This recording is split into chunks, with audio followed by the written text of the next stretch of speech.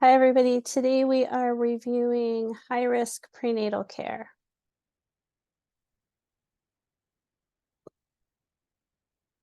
So when we think about our high-risk patients when they're pregnant, there's a few things that we're going to be considering. Some of the things we're considering are going to be pre-existing conditions, things that they had before they got pregnant and how that can affect their pregnancy. Then the other thing we're going to consider are things that they develop because of the pregnancy. So these are considered our gestational conditions. For diabetes, it can go both ways.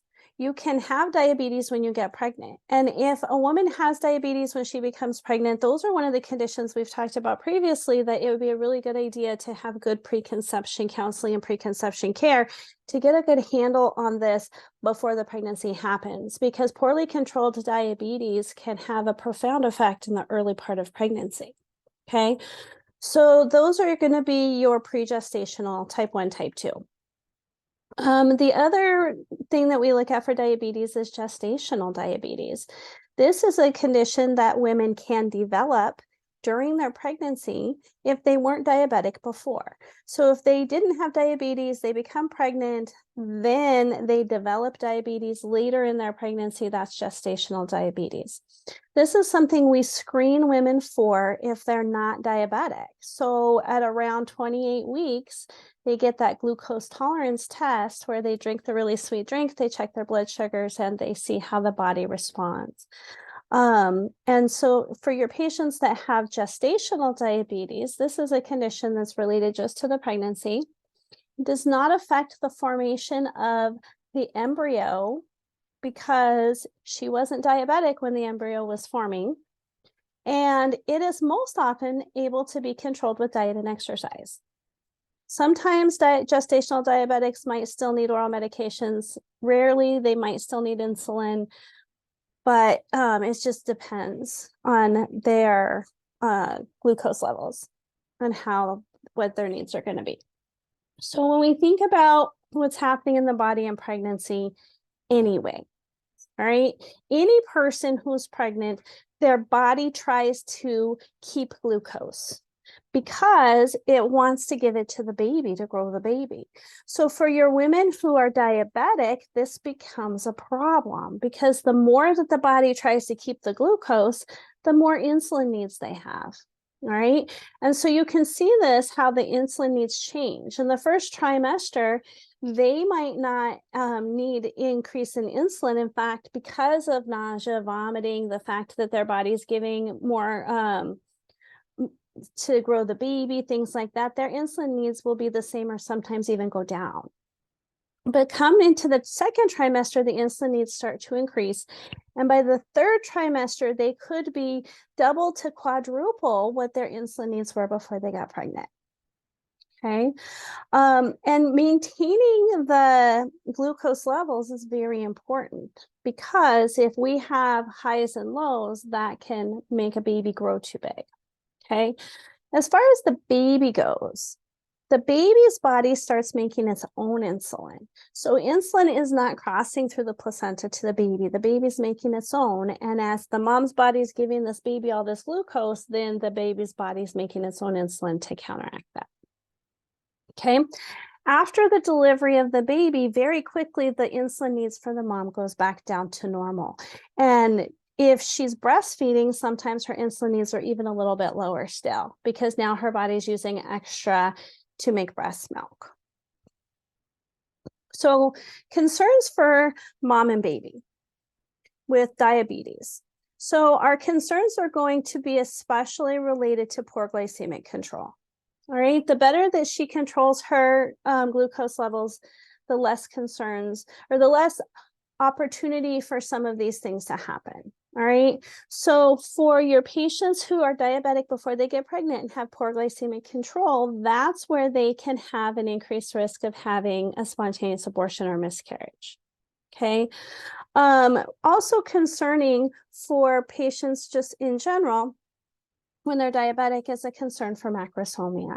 Macrosomia is going to be if the baby grows large, okay? And there's all sorts of things that go with that for baby, which we will be learning about. Increased risk for preeclampsia, if you have diabetes. Remember our top three? We said obesity, hypertension, and diabetes can increase the risk of a lot of these conditions. And so preeclampsia is one of those things. Hydramnios. Hydramnios, if we remember, has to do with how much amniotic fluid we have. So women that are diabetic with poor glycemic control can have too much amniotic fluid. And too much amniotic fluid can distend the uterus and cause problems. Okay. Increased risk for infection, that's true with all diabetics, and then ketoacidosis. And so diabetic ketoacidosis is going to basically be the same as what you have learned or will be learning in med-surg, except your pregnant patient has a lower threshold to develop diabetic ketoacidosis. So those signs and symptoms that we see, the fruity breath, the hot flushed skin, the rapid pulse, all of those things are going to be more common for blood glucose levels, even just in the 200s, where in your med-surg patient, oftentimes the blood glucose levels are even higher than that for DKA. Risks for our baby. So if we have poor glycemic control when she gets pregnant, not only do we have a risk for miscarriage, but we also have a risk for congenital anomalies. So oftentimes we can see cardiovascular effects, neurotube effects, things like that if we have poor glycemic control before she gets pregnant and in the beginning. Now, it's important to remember that if your patient has gestational diabetes, this does not affect those things because she wasn't diabetic when the embryo was forming and the early part of pregnancy. Okay. So that's going to be one of our concerns for our patient that had diabetes before she got pregnant. Other concerns we have for our baby: hypoglycemia after they're born. This happens because since the baby's body makes its own insulin, if mom's body is giving all this glucose to baby's insulin production is up here. And then the baby's born, we clamp and cut the cord, the body's still making this much insulin, and then the baby's blood sugars can go down really low. All right, so we worry about hypoglycemia for these babies, and we worry about birth injuries because if the baby grows too big or macrosomic, is it going to fit through the pelvis? If we think about our passenger and our passageway, do we have a problem? Okay. And so that's another concern. Another thing that we can see is respiratory distress. So babies that are born to diabetic moms, their body, since it's making so much insulin, it affects their surfactant production. And so surfactant we need for lung development and for the lungs to do their job when they're born. And so sometimes these babies might look big and healthy and still have respiratory distress syndrome like you might expect to see in babies that are like preterm and their lungs aren't fully developed. Okay. It's not that the lungs don't develop, it's just a surfactant issue. So what we want to do for how we are treating this and how we're managing this for this pregnancy, we really need to teach moms good glycemic control. So she needs to be checking her glucose levels every day. Okay, and she needs to exercise. Exercise around her meals is going to help with glycemic control, and then checking those blood glucose levels. We're going to teach her about eating healthy carbs. She still needs glucose and carbs to grow a healthy baby, but she needs to make good food choices. Okay, and then we're going to be monitoring this baby closely. And so the ways that we're going to do that is we are going to teach her daily kick counts. So we might remember daily kick counts from week 2 when we teach them to check at the same time each day and notice that the baby's moving. We want 10 movements in 2 hours. And so if she's noticing a change in fetal activity, that could be a warning sign. We can do ultrasounds to see how the baby's growing.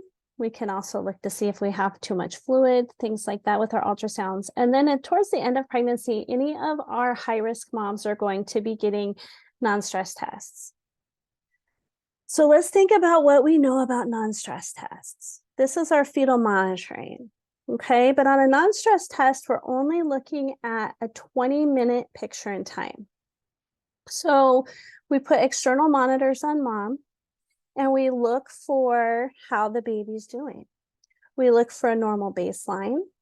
We look for moderate variability, where our squiggly line is varying between 5 and 25 beats around the baseline. We look for accelerations. And in a non-stress test, we need at least 2 accelerations. And accelerations are going to meet criteria if they are at least 15 beats above the baseline and they last for at least 15 seconds. And this is going to be true for babies that are older than 32 weeks gestation. Okay, if they're less than 32 weeks, then we use 10 by 10. All right. So on a non-stress test, I want at least 2 accelerations, moderate variability, normal baseline, and no decelerations. Okay, so we'll do fetal surveillance, we'll do non-stress tests. And if we do a non-stress test and it's reactive, that gives us a very good indication that this baby is well oxygenated and doing well. And so then we will check again. Usually they'll do it either once or twice a week. Okay. So in labor or in the hospital, the way that we're going to take care of our diabetic patient, she's going to have a continuous IV infusion. We're going to be doing frequent glucose monitoring. So we are checking blood sugars in labor every hour. Okay. And we then will manage that and keep it as consistent as possible. All right. Because as we said, when we're looking in pregnancy, we want to keep that continuous glucose level, right? Because if we have ups and downs, then that is actually what grows a baby big and drives macrosomia. But it also, every time we're high, the baby's body is making more insulin.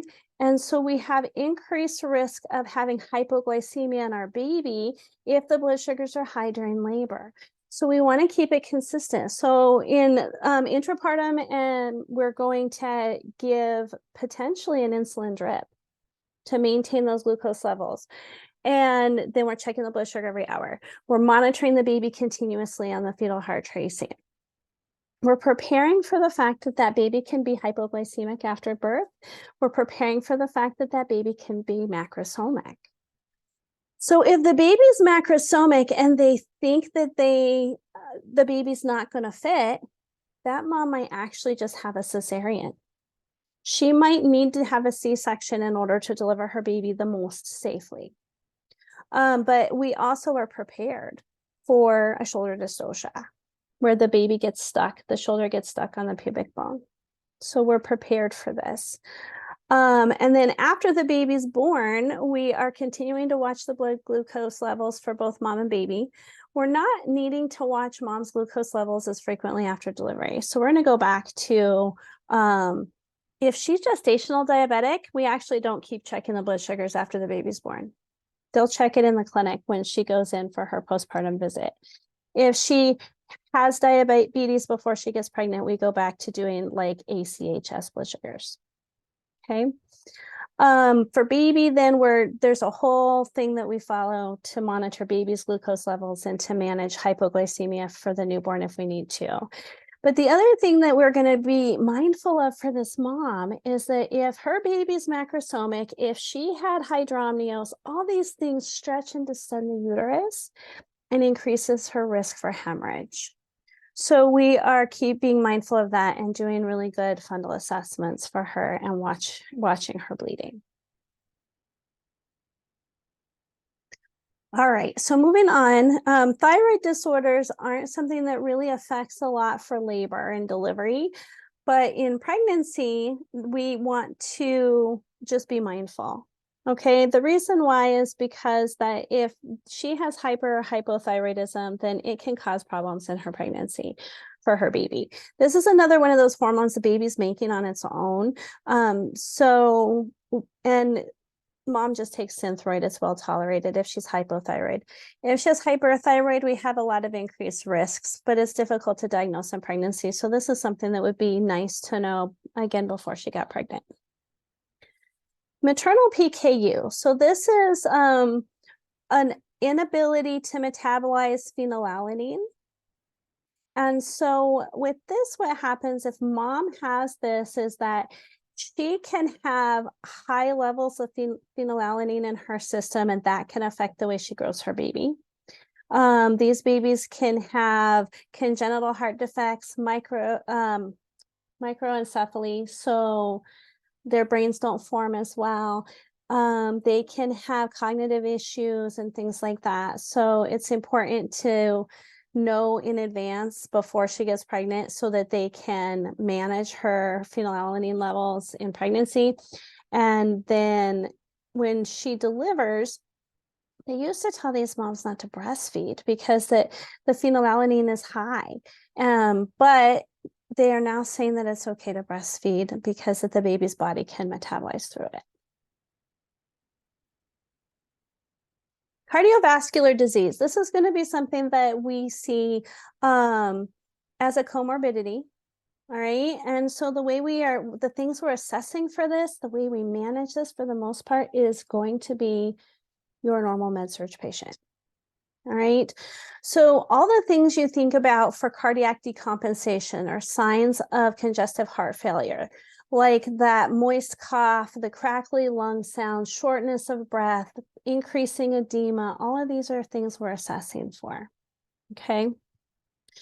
It's important to keep an open, it's important to be mindful of the fact that if your patient has a cardiovascular disorder, pregnancy is going to strain the heart, right? Because we have all this increased blood volume, and then labor is going to be stressful on the heart even more so. So some women, if their cardiovascular disorder is significant enough, they labor and deliver in the ICU, or they're on telemonitoring or things like that. So we're going to be thinking about things like putting her in positions that help support cardiac function. So many of the positions we've talked about so far have been related to how she perfuses her placenta. And that's still important, but now we need to perfuse the placenta without stressing the heart out. Okay, so maybe we're still doing a tilt, but we're sitting up more like semi-Fowlers. And then at the time that she's ready to push, then this patient is going to be a really good candidate for open glottis pushing. And so that's where instead of that Valsalva bearing down and counting to 10 to push your baby out, it's those short grunty pushes that doesn't strain the heart as much. For anemia, our biggest thing that we see anemia in pregnancy is going to be related to iron deficiency. And so you might remember that these are women that might have iron deficiency anemia. We might see that manifest as pica. Women that are wanting to eat things like dirt, clay, sand, stuff like that. And it doesn't always manifest that way, but definitely that's something we could see.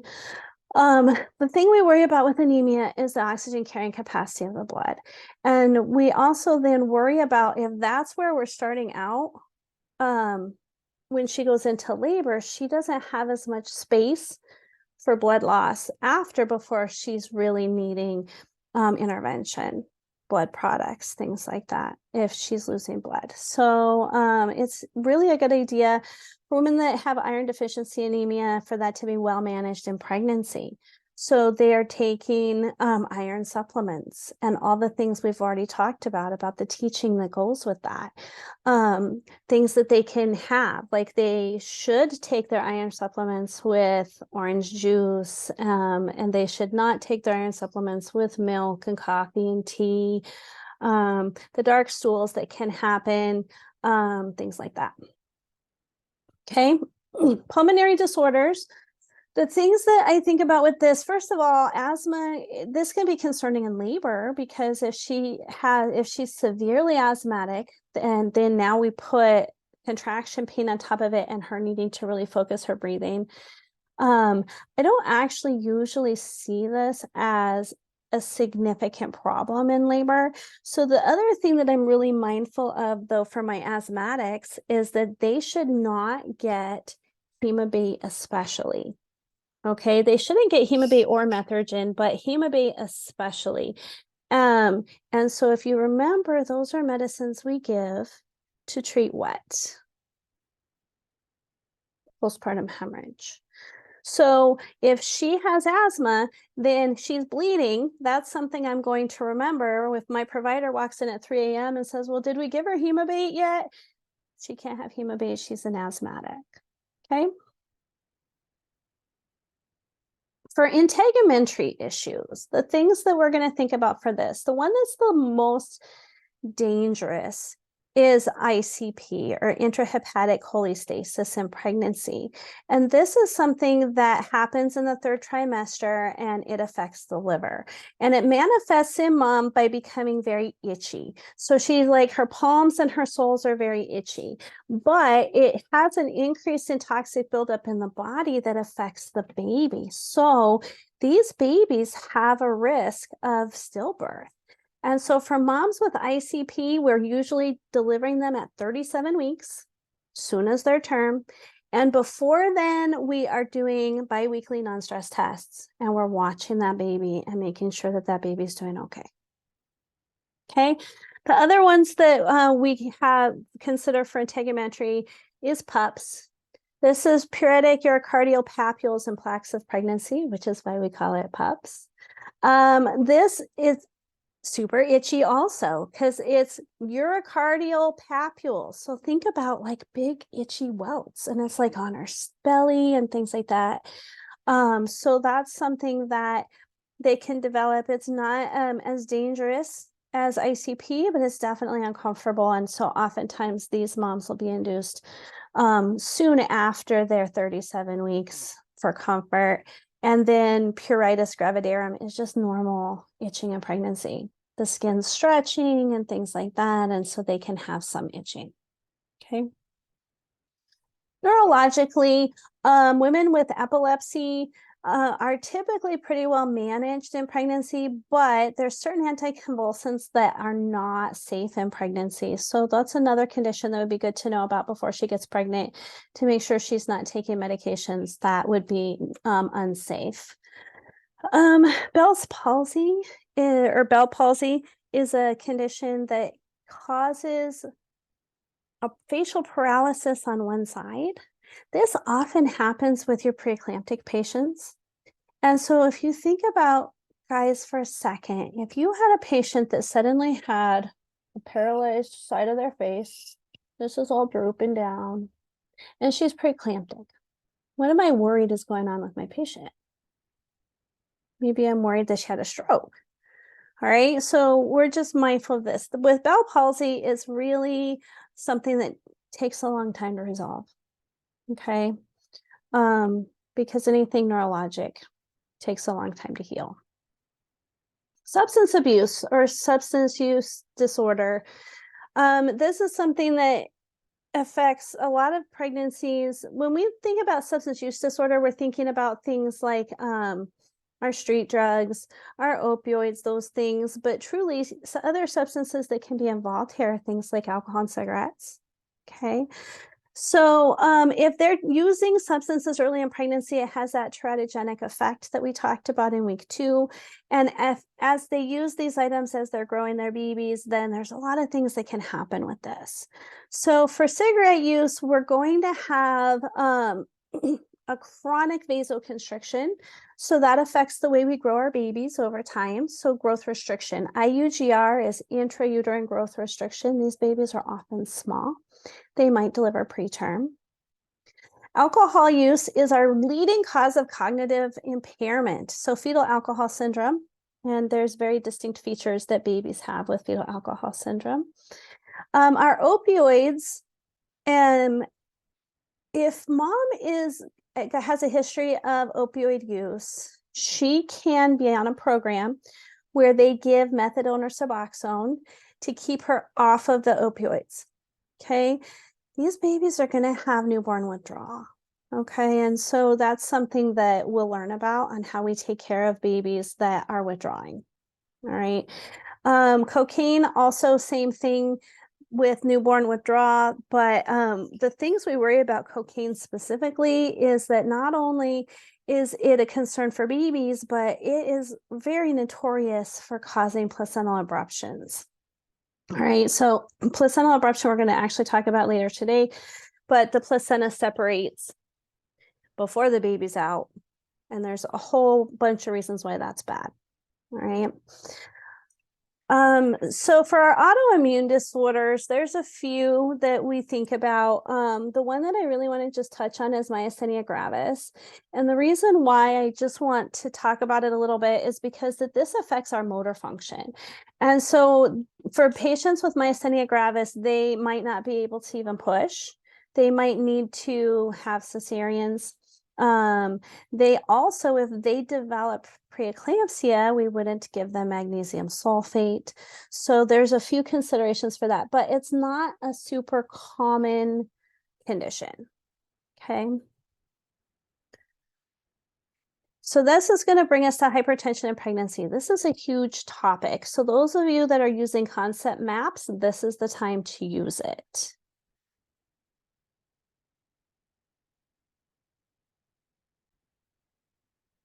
Not to discount the use of concept mapping for diabetes, because that's a good place to use it as well. All right, so hypertension in pregnancy. This is, again, another condition that would be nice to know about before she got pregnant and to try to get a good handle on it beforehand. Okay.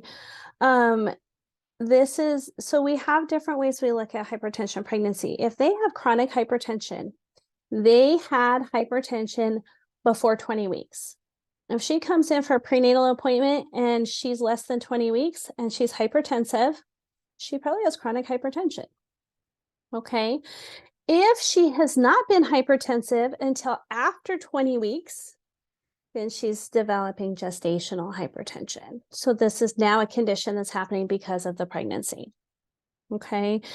Anytime a patient has hypertension, whether it's gestational or chronic, it's going to have an increased concern for preeclampsia.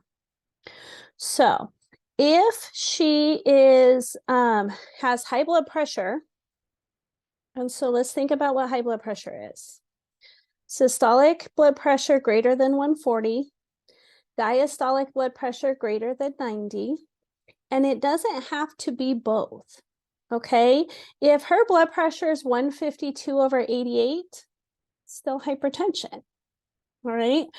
And we record these 4 hours apart. So there's a lot of things. Remember, we talked about all these things that can affect the blood pressure. Maybe she's in pain. Maybe she's scared. Maybe she just ran across the street. Maybe she got in a fight with her boyfriend. Who knows? But if we record these elevated blood pressures more than 4 hours apart, then now that's diagnostic. All right. But if she's got high blood pressure, then the next thing we want to know is, does she have protein in her urine? If she does not have protein in her urine, we're going to say she has gestational hypertension or chronic hypertension. If she has protein in her urine, then we're going to start looking at preeclampsia, and that's a whole thing. All right.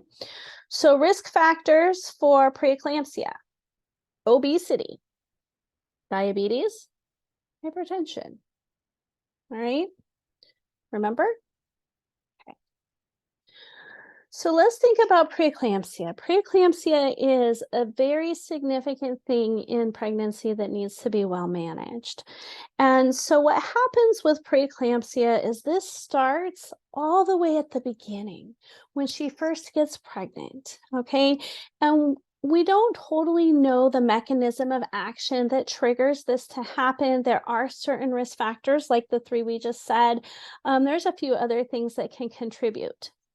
But at the point that the placenta is forming, and it reaches into tap into maternal blood supply with these little spiral arteries, something in that moment triggers this inflammatory response, and it becomes a systemic problem over time.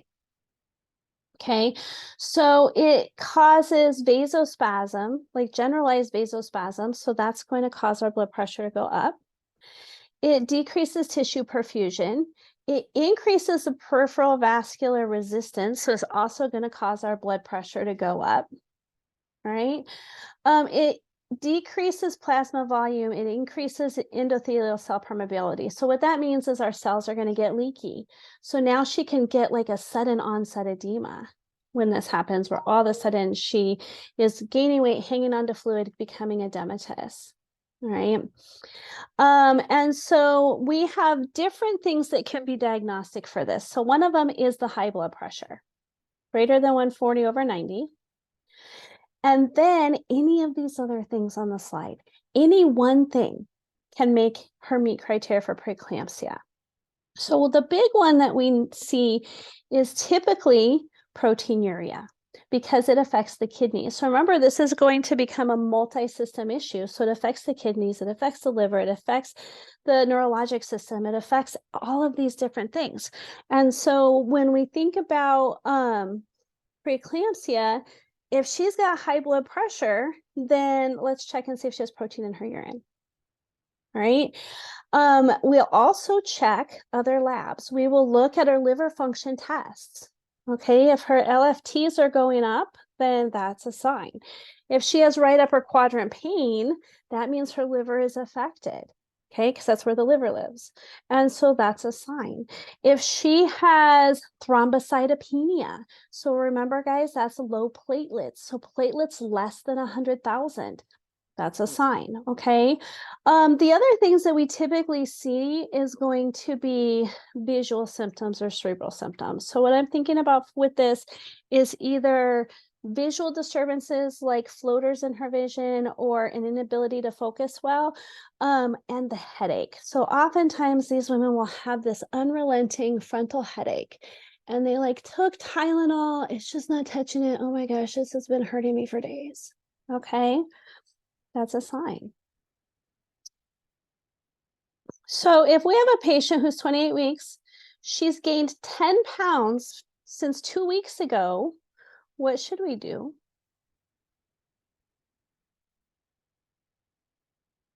What am I thinking about for her? I'm thinking that if she gained 10 pounds in 2 weeks, I'm concerned about that increasing fluid, possibility for preeclampsia. A super easy way to see if that could be it is to take her blood pressure. Put a cuff on her. Anytime I'm worried about preeclampsia for my patient from any symptoms she's talking about, put blood pressure cuff on her. Okay. All right. So for preeclampsia, okay, hold on. We have mild and severe. So the things that I really think about for this is that blood pressure. If her blood pressure is 140/90s, she's probably mild. Severe range blood pressures are greater than 110/, greater than 160/, greater than 110. And now a lot of these other symptoms can be present in the severe range, but that blood pressure is going to be something that we're really watching for, greater than 160/110. HELLP syndrome. HELLP syndrome is something that can happen that is not, you don't have to have HELLP syndrome when you're preeclamptic, but if you have HELLP syndrome, you are preeclamptic. Does that make sense? They don't happen separately. HELLP syndrome doesn't happen separately. Okay. So with HELLP syndrome, this is an acronym. So we have hemolysis, so break down the red blood cells. We have elevated liver enzymes, and we have low platelets. So we can have some of these things with preeclampsia, but with HELLP syndrome specifically, this is a bigger issue. It has some variations in lab values like low fibrinogen and some of those things. And this is really affecting the liver. Okay, so this patient, it probably has some really excruciating right upper quadrant pain. The platelets can be drastically low. All right, when I said before less than 100,000 for thrombocytopenia, yes, but oftentimes with HELLP syndrome, they're really low, and the lower that they go, this can affect her ability to get an epidural. Okay, because the concern is that if they bump a capillary placing the epidural, then it could bleed a bunch into that area, into the epidural space. So if the platelets are really low, sometimes we don't give epidurals to women. So that's really hard, because if I'm going to show you in a minute how we treat preeclampsia and HELLP syndrome. And if we're treating it and we're keeping her in bed and we're minimizing all of her activity and everything, and then not letting her have an epidural in labor, it's really hard. Okay. So assessing for preeclampsia, we want accurate blood pressure measurements. And sometimes that means, guys, doing it manually. One of the saddest, sorriest things I ever saw was a woman that had blood pressures that were 200s over 100s, and they pushed IV labetalol, and she was severely obese, and they couldn't monitor her baby. And at some point, the placenta abrupted, and they didn't know it, and her baby died. Okay. The reason her placenta abrupted was because the medicine dropped her blood pressure, and they didn't know, because the cuff they were using on the automatic machine wasn't getting a good reading because she was so obese. So in my practice, because of that, I often take, if I'm giving like IV labetalol, I'm taking accurate manual blood pressures. I know what her blood pressure is, not because the machine told me, but because I heard it. Okay. We're looking at the edema. For preeclampsia, it's usually a sudden onset of increasing edema. And then we're looking at the deep tendon reflexes and clonus. So here's what this is, okay? We're looking for hyperreflexivity in the neurologic system. And if she's hyperreflexive, that can be a very definite sign that she has an increase of having a seizure. So remember how we check our reflexes? You can check the patellar, you can check in the arm. There's different ways you can check it, but you're looking at the deep tendon reflexes. And if she has brisk deep tendon reflexes where you elicit a response, and instead of getting a little jerk, you get something exaggerated, that's a sign that she's hyperreflexive. And then we can check for clonus. With clonus, my bear, we're going to flex the foot and let go. Okay. And so what happens with clonus is, if she's hyperreflexive, a few things can happen. If I flex the foot, if it vibrates, she has a sustained clonus. That's bad. If I flex the foot and let go, as it relaxes, if it twitches, the number of times it twitches before it relaxes is the number of beats of clonus that we have. The more beats, the more hyperreflexive, right? So that's clonus. And then we look at protein in the urine. So a lot of places do protein creatinine ratio, where they look at the protein and the creatinine, they do the ratio. Diagnostic for a protein creatinine ratio is greater than 0.3. So if this number is greater than 0.3 and she's hypertensive, she's preeclamptic. If they have them do a 24-hour urine, this one is kind of a pain. They have to collect all of their pees for 24 hours. They have to keep it cold, and then bring it back into the lab. But diagnostic for this is greater than 300. Worth mentioning, guys, if you have a patient that is, let's say she's laboring and having bloody show, or let's say she just delivered and she is having lochia, would blood contaminate my urine sample and increase the protein level? It absolutely would. So if there is any presence of blood for any reason, it should be a straight cath sample. All right. So what are we going to do? If we decide our patient's preeclamptic, if she's met criteria, she's got hypertension greater than 140/90 on more than one occasion, 4 hours apart, she's got any of those symptoms we talked about, so protein in the urine, thrombocytopenia, headache, blurry vision, new onset edema, any of these things, right? If we're before 37 weeks, if it's safe to keep her pregnant, we're going to try to keep her pregnant. All right. And so that's where we're going to really be watching for those signs of whether it's mild or severe. So she might be able to be at home. She might be able to check her blood pressures at home, come in periodically for non-stress tests for the baby. And then if her symptoms are worsening, if she has decreased fetal movement, if she has new onset of a headache, if she's developing right upper quadrant pain, she should seek treatment. Okay. Um, for that patient with mild preeclampsia, they are going to probably induce her at 37 weeks. Okay. For a patient that has severe features, now she needs to be in the hospital. All right. And so when we have a patient in the hospital because we're monitoring them with preeclampsia, we might give them magnesium sulfate. I'm seeing this more happening where they can get magnesium sulfate for a short period of time and then come off of it if their symptoms are stable and they still stay on antepartum. And I'm going to show you magnesium sulfate in a minute. It's a whole other treatment plan. But the other things we're doing is we are going to be managing those blood pressures. And so the things that we use to manage our blood pressures are going to be labetalol, nifedipine, and sometimes hydralazine. Okay. And we're going to be monitoring. So we're watching the baby. We can do biophysical profile, which looks and sees how our baby's doing. We can do ultrasounds. We can look at the AFI. We can do non-stress tests. We're keeping an eye on that. We're managing the blood pressure. And we will start getting this baby ready in case we're going to deliver, which means we're going to give betamethasone. Okay. Betamethasone is a medication we give to mom. It's an injection, and she gets 2 doses 24 hours apart, and it helps the baby's body start producing more surfactant to help the lungs prepare. All right.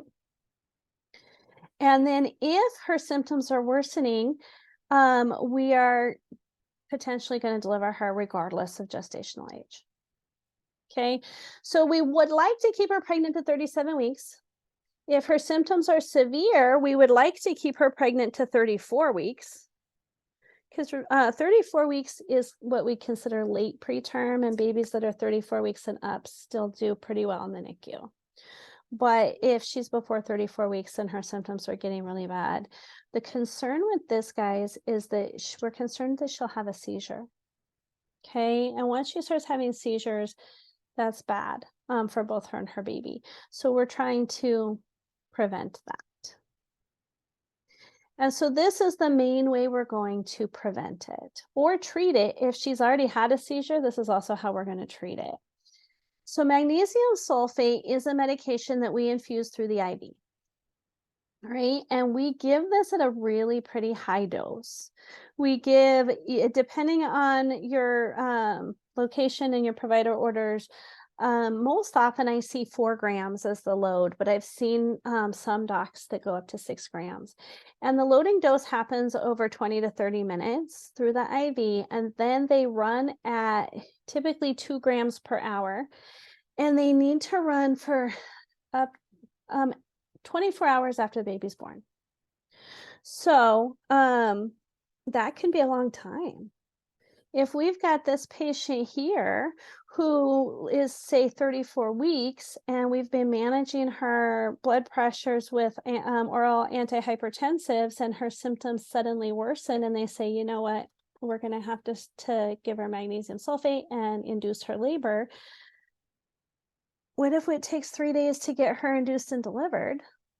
And then she's got to be on magnesium sulfate for 24 hours after delivery. That's a long time. And magnesium sulfate makes them feel pretty crummy. Okay. So once they're on magnesium and the baby delivers, when the baby delivers, then the placenta comes out. And remember, this is where the problem started, is with the placenta. So once the placenta comes out, the body should start to heal itself. It should start to recover. So we're giving that magnesium sulfate for 24 hours after delivery. while the body starts to resolve the preeclampsia. And one thing that we'll see as the preeclampsia is resolving is we see the edema going down and she starts peeing a bunch. And so I know this because when she's on magnesium sulfate, I need very accurate urine output measurements. And I need to know that the urine output is greater than 30 mLs per hour, because if it's not, her body's not metabolizing the magnesium sulfate properly and she can become toxic. If she becomes toxic on magnesium, we have really bad things that can happen. All right. So I'm watching that urine output really closely. And what typically happens on my postpartum delivered patient on magnesium sulfate is I've got urine output 30 or 40 mLs per hour. And then all of a sudden, 200, 250, 300 mLs in an hour. And it continues like this because now she's starting to diurese, which means those kidneys are feeling better. They're working better. Okay. So that's one of the things that we will see as it's improving. Now, while she's on magnesium sulfate, I need to continuously monitor the baby. All right. Magnesium sulfate crosses the placenta. It's a CNS depressant, so it can cause my baby to look sleepy on the monitor. So if we think about what a sleepy baby looks like, that's going to be minimal variability. Okay. So I'm continuously monitoring the baby. I'm continuously monitoring vital signs every 15 to 30 minutes. Just because I have her on magnesium sulfate does not mean that that's going to fix the blood pressure problem. So I might still be pushing IV labetalol. I might still be giving nifedipine. I might still be giving hydralazine to keep the blood pressures under control. Okay, so I'm watching the blood pressure really closely. And then I'm assessing for signs of toxicity from the magnesium. And so the things that I'm watching for every hour is her level of consciousness. I'm looking at deep tendon reflexes. I'm checking for clonus. I'm checking her respiratory rate. I'm listening for if I have any fluid on the lungs. I'm listening for crackles and decreased lung sounds, breath sounds. And I'm assessing for visual changes and that headache. Okay. And some of these are going to give me an idea that if she's developing toxicity, some of these are going to give me an idea if her preeclampsia is worsening. So like the headache, the visual changes, the clonus, those things can give me an idea that things are getting worse. The other things are going to give me an idea that if the magnesium is causing a toxic problem. All right. So when I assess the DTRs, if she's developing toxicity, I might have absent DTRs. If I went from having brisk deep tendon reflexes to having no deep tendon reflexes, that's too much, right? Magnesium's job is to kind of just bring this down to a manageable level because we're trying to prevent the seizure. I don't want to bring her too low to where I shut everything down. So absent deep tendon reflexes is bad. Respiratory depression is bad. Okay. If the urine output's less than 30 mLs per hour, that's bad. Okay. If she is slurring her words or she can't talk to me, she doesn't interact with me, I ask her how she's feeling, I can't get a response. I had to do a sternal rub on to make her just go, oh, too much. That's bad. Okay. Magnesium sulfate can stop the heart. So we dose this very carefully with 2 nurses, and we are monitoring for these signs of toxicity every hour. We can also completely knock out respirations, like bad things can happen. All right. If bad things are happening, if I go to assess my patient and I'm on my hourly assessment and her respiratory rate is 4, that's bad. What should I do? The first thing we should do is turn off the magnesium, right? Shut it off. And then we can give an antidote for this, but this is going to be really at the discretion of your provider and your hospital policies when to use this. And here's why. All right, the antidote is calcium gluconate. And I tell you, if she's not breathing, or she's showing signs of cardiac arrest and things like that, we should definitely give the antidote. But when I give this, it's going to clear the receptor sites of the magnesium, and now we're back to this high risk of seizure activity. So it's really going to be at the discretion of your hospital policy and your provider. But calcium gluconate is the antidote, and I would keep it at the bedside, because if my patient's trying to die, I want to give it to her. All right. So what else do I want to say about this? Oh, I want to say, when I said that deep tendon reflexes, if they go away, that's bad. What if clonus goes away? What if she's got 4 beats of clonus and now she has no clonus? Bad?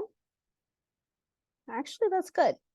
All right, now I know my magnesium's helping and it's working. As long as my deep tendon reflexes still exist, if clonus goes away, that's fine. Okay. Eclampsia is the seizure we're trying to prevent. Okay, this is a full-blown tonic-clonic convulsive seizure. Okay, so if your patient has a seizure, as the nurse, you need to stay with her. You need to keep her safe, turn her on her side, so that if she vomits, she doesn't aspirate it, and keep her from thrashing off the bed onto the floor and all those things. Okay, after the seizure, we can put oxygen mask on her. It's probably not a good idea to do it during the seizure, because if she throws up, it's all in the mask. And to help reoxygenate her body. And her baby's probably not going to look good on the tracing. But as soon as her hypoxia improves, the baby's going to improve. So we usually let the baby recover in utero. We don't immediately do a C-section right here. Okay. So we're going to do airway and safety until the seizure's over. And then if she's not on magnesium already, you're probably going to start some and watch the baby and go from there. Okay, so that's I'm sorry, I was going to say hyperemesis because that's what I see next. That's hypertension, preeclampsia, HELLP syndrome, magnesium sulfate. Hyperemesis gravidarum. Hyperemesis gravidarum is more than your morning sickness. All right, hyperemesis, lots of vomiting, gravidarum during pregnancy. Okay, this is a definite reason that women become hospitalized during pregnancy, because this is severe. This isn't I wake up in the morning and I throw up and then I go about my day. This is electrolyte imbalances, dehydration, and weight loss, which is bad for mom and bad for baby. All right. If your patient comes in with hyperemesis, we probably need to start an IV. We probably need to check her electrolyte levels. We probably need to be doing INOs and giving her fluids. We can also give her antiemetics to try to help with the nausea. And as we are helping her advance her diet, we're doing small, tiny, dry, carby meals to start, and then working into high protein. But everything's going to be bland and small meals, and all the things that we thought about for nausea, vomiting, and pregnancy and heartburn still apply here. So don't eat spicy foods and then go to bed and stuff like that. She's not going to be doing that anyway. Some women with this end up with TPN, or total parenteral nutrition, where they get it through their IV with like a PICC line. I knew a woman that with every one of her pregnancies, she needed that. It can be very severe. And then we're replacing electrolytes as needed and keeping her hydrated. Hemorrhagic disorders. So there's a lot of different things that can cause bleeding in pregnancy. For the week 4 stuff, we looked at postpartum bleeding, but there's a lot of things that can cause bleeding before she delivers. Okay, the first thing we're going to talk about is cervical insufficiency or cervical weakness. This is a cervix that doesn't really want to stay closed. All right, so the cervix should stay closed. It should be thick. It should hold that baby in until it's time to come out. And sometimes some cervi don't do that. Okay, so If we have a patient who has a history of preterm deliveries, has a history of second trimester losses, we're watching her cervix. They can measure it to see if it's thinning. And if it starts to thin and become short, or it starts to dilate, they can cinch it closed with a cerclage. A cerclage is a stitch that goes all around the cervix, and then they pull it closed, and kind of like a purse string, okay, to try to maintain the pregnancy that way. A molar pregnancy, gestational trophoblastic disease. This is something that happens if the egg that becomes fertilized is lacking in a nucleus. And so it's missing genetic components. And so the body thinks it's pregnant, but it's not. And this thing, it has the ability to replicate and replicate and replicate, because that's what it's supposed to do if it were a baby. And so it grows and grows and grows and grows and grows. And so what we can see, there's not a baby, there's not a placenta, there's not membranes, but the body can be giving blood to the uterus, and there's not a placenta to get it. So now we can see bleeding here. So oftentimes this will be somebody who thinks they're pregnant, their HCG levels are elevated, and now they're bleeding. But on further inspection, they find that there's not a baby. Oftentimes with this, there is a lot of nausea and vomiting also, and I don't really know the pathophysiology behind that. And also the blood pressure can be very elevated. And the uterus will be larger than it should be for the gestational weeks she should be, because this proliferates so fast, the uterus is growing and growing. All right. So that is gestational trophoblastic disease, and that is typically needing to be treated similar to a cancer because the cells are replicating so quickly. Ectopic pregnancy. So we've talked about this a bit in class, and you did a case study on it. Ectopic pregnancy happens when we get an implantation in somewhere other than the uterus. All right, so typically it's in a fallopian tube. It can be other places too, but usually that's where it's at. And so this baby can't grow here. The tube is going to only expand so much before it ruptures. And then this area is very vascular. So if you get a rupture of the fallopian tube, then she can bleed into her peritoneal cavity. All right. If that happens, typically this gets caught before then, but if that happens to where there's blood building up in there, then she might notice a referred pain to her shoulder. I asked a doctor one time that went to do an ectopic surgery in the middle of the night how much blood was in her belly. And he said 500 mLs. That's a lot. Okay. If they discover an ectopic pregnancy before it has grown to the point of rupturing the fallopian tube, they can treat that with methotrexate, and methotrexate stops the division of the cells so that it doesn't continue to grow. So that's a better option than surgery if possible. So when we start looking at early and late bleeding, the other thing that can happen for early bleeding is going to be a miscarriage or an SAB, spontaneous abortion. And a spontaneous abortion is going to be anytime we have a pregnancy loss before 20 weeks. If it's early, then that's like before 12 weeks. If it's a late SAB, that's from 12 to 20 weeks. And basically what we're looking at for this is what's happening. So if you look in the book, there's threatened, inevitable, incomplete, complete, missed abortions. And so if it's inevitable, the cervix is open. There's nothing you can do. Some of these, but if we have a threatened, that means we have bleeding. It appears that maybe she could deliver, but right now we still have a closed cervix and we have a baby with a heartbeat. So let's try to keep her pregnant. Okay. And so I want to try to keep her pregnant because if we can get her past 20 weeks, maybe then even if she does deliver, then this baby has a chance. So we might limit her activity, put her on bed rest, maintain the pregnancy as long as we can for a threatened abortion. Our other ones are going to come out. All right. Placenta previa.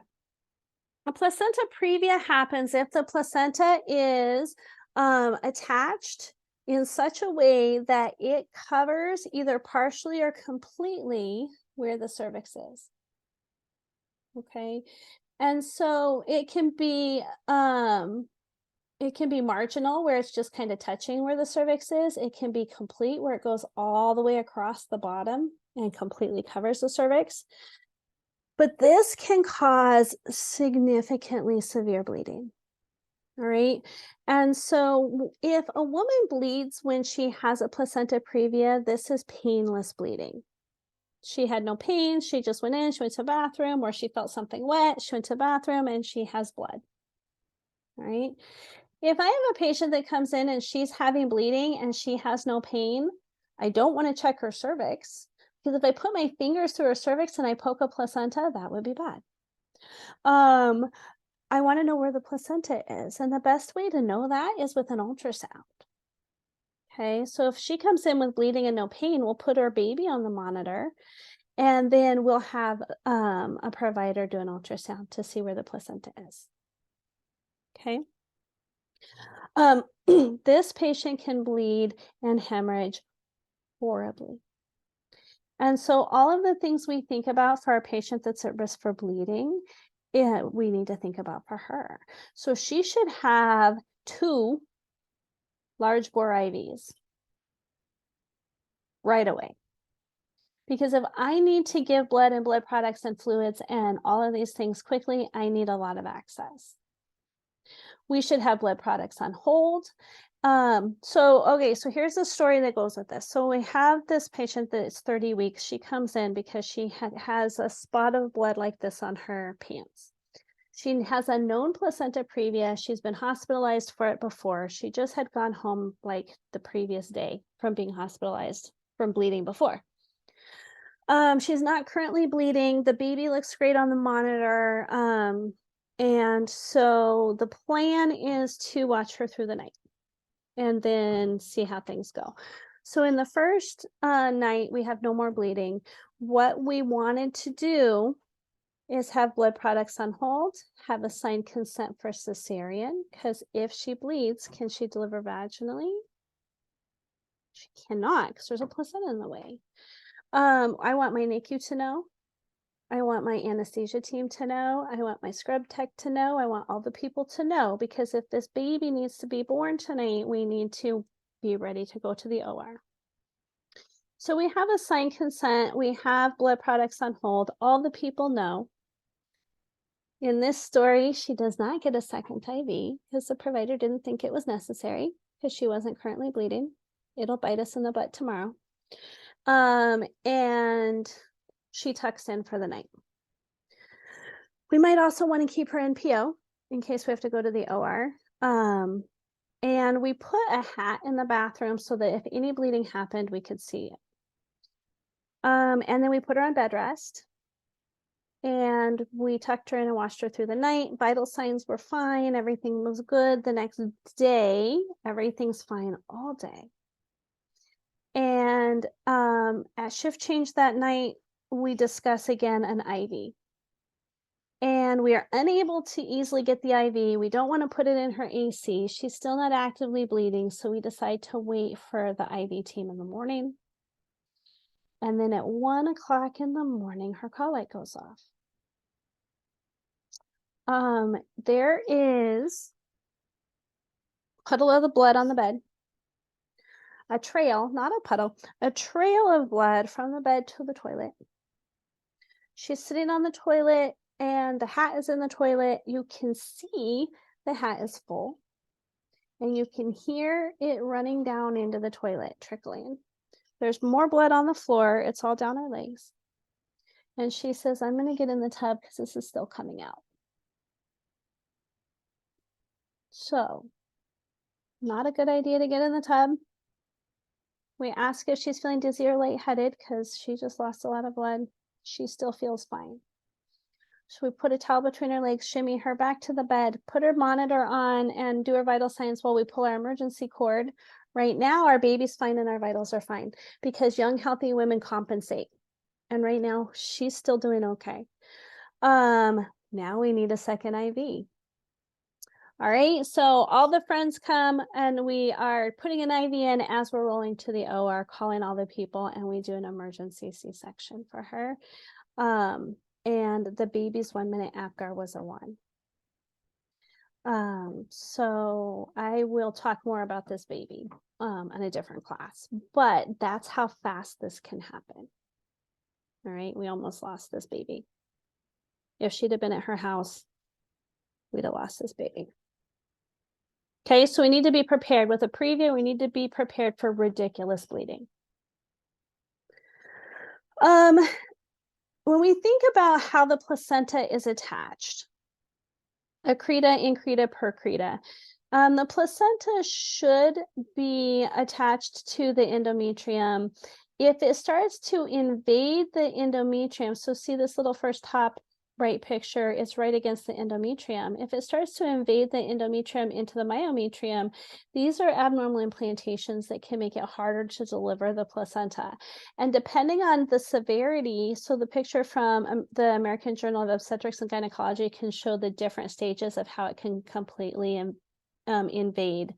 The placental tissue can invade all the way out. And if that happens, that's a huge bleeding risk at delivery because the placenta is not going to detach like it's supposed to.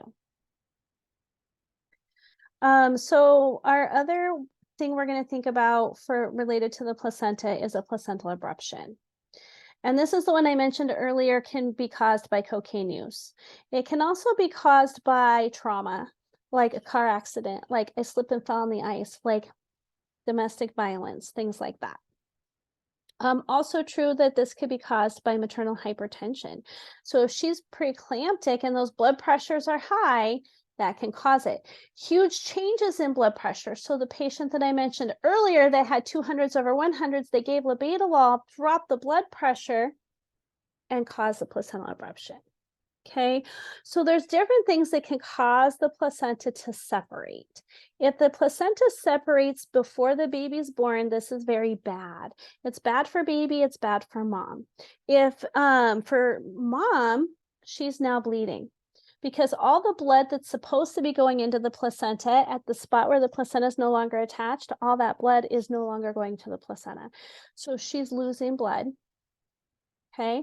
And baby is also not getting what it needs. So what do you think we might see for baby if there's a placental abruption?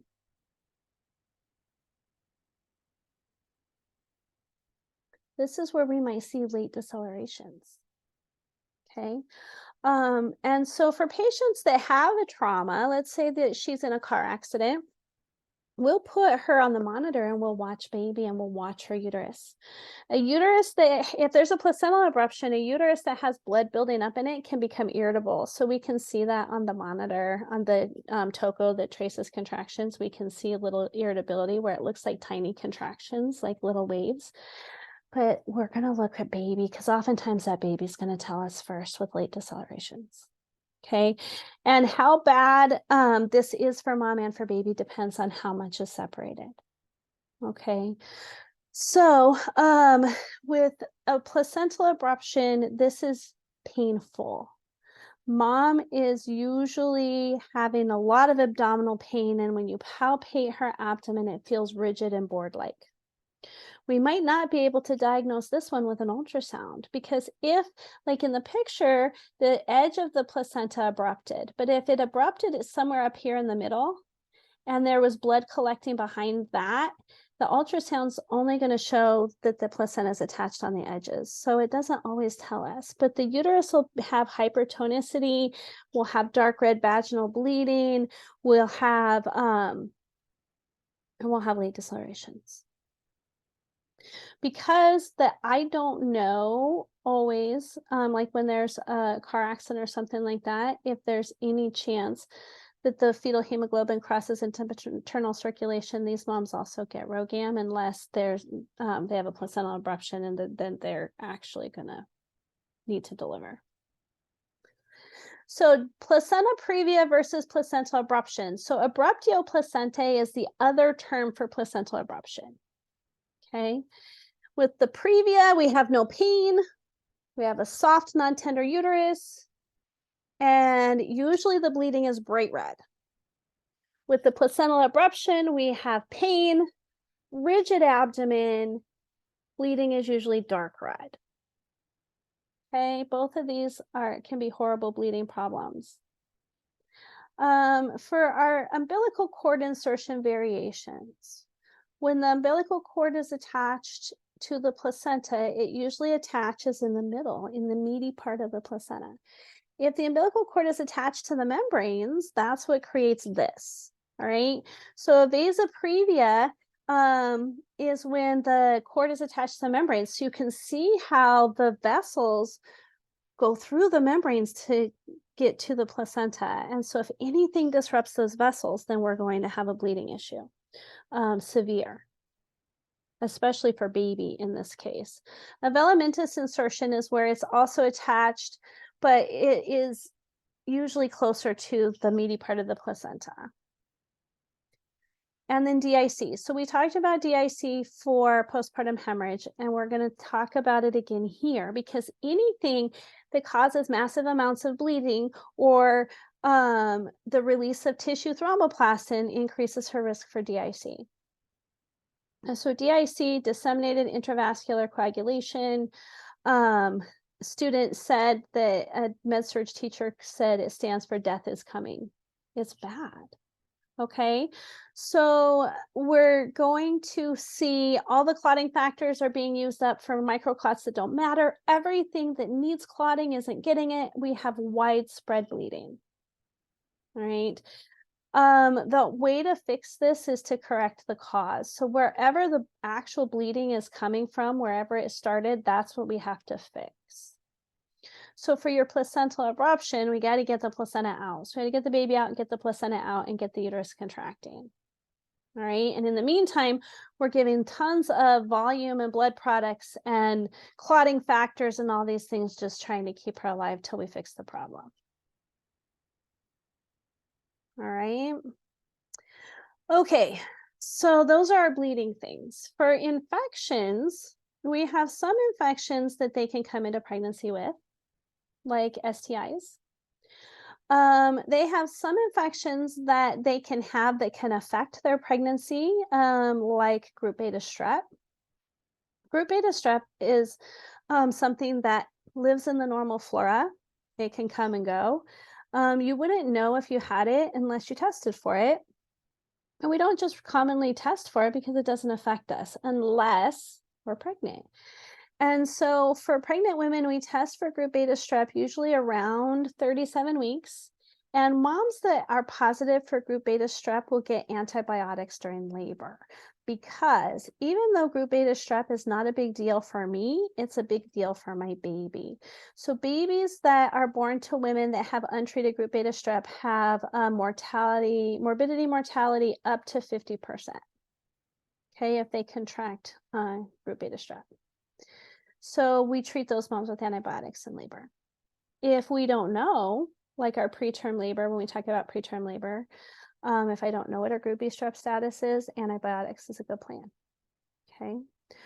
Urinary tract infections. So some women might not even know that they have bacteria in pregnancy. It is concerning because it can cause the uterus to contract. One of the things we think about, one of the first things if I have a patient that comes in with preterm with contractions, is we check her urine to see if she has a UTI. With cystitis, we have dysuria, urgency, frequency, suprapubic pain. And all of these women should really be taking in fluid, increasing their PO intake to help flush all that out. Pyelonephritis is going to affect the kidneys, and this is a leading cause of septic shock. So, for pregnancy. So we need to be mindful of this if your patient has back pain, um, and she's not in labor, we're assessing for that. Surgeries that can happen during pregnancy, these are not pregnancy related specifically, but they can happen. So if your patient develops appendicitis, this is the most common non-obstetric surgical emergency. They still need to have their appendix out if they develop appendicitis. It's harder to diagnose because the pain might be displaced. Okay, it should still be in the right lower quadrant, but sometimes it can get confused as other things. And then gallstones. Then we've got right upper quadrant pain and epigastric pain. So if we have right upper quadrant pain, epigastric pain, what am I worried about? And first, I'm worried about HELLP syndrome or preeclampsia. So if we did the blood pressure and we did all the checks and it's not that, then they would look further and maybe find gallstones. Trauma in pregnancy. So this is a lot of the stuff we just talked about that can cause our placental abruptions. So like falls and car accidents, intimate partner violence, things like that. When a patient is it has had trauma, if there's bleeding happening somewhere, then the mom's body is going to start compensating for it. So it's increasing the cardiac output. So that's something we can see. For our baby, we're going to see the signs on the monitor. So think about what we already said, what I might see with trauma. What might I see with the baby's tracing? Late decelerations. Okay. If a patient goes into cardiac arrest in pregnancy, this is bad. Okay. We're going to, if I need to do compressions on her, somebody's job is going to be to pull the baby off of the vena cava because I have to do compressions on her back. And if she's on her back, then now I've got vena cava compression. So somebody has the job of pulling the belly off the side, another one's doing the compressions. If we don't get mom back in 4 minutes, by minute 5, we should be doing a C-section and getting the baby out because that is going to be the best chance to save mom. Okay, so that's bad. Choking. Oh, my patient's choking. I can't do a normal Heimlich because there's a belly there, so we're going to do chest thrusts instead. If she loses consciousness, then we're going to move on. But while she's conscious, chest thrusts for her. I guess that is that.